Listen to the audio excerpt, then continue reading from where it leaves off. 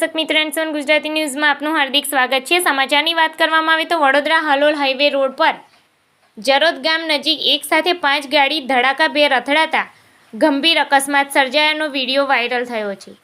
Tanker, car અને રિક્ષા સહિતના વાહનો એકબીજા સાથે ધડાકાભેર અથડાતા ઇકો ગાડીમાં સવાર દંપતીનું મોત જ્યારે અન્ય 3ને ગંભીર ઈજા થતાં સારવાર અર્થે ખસેડવામાં આવ્યા છે।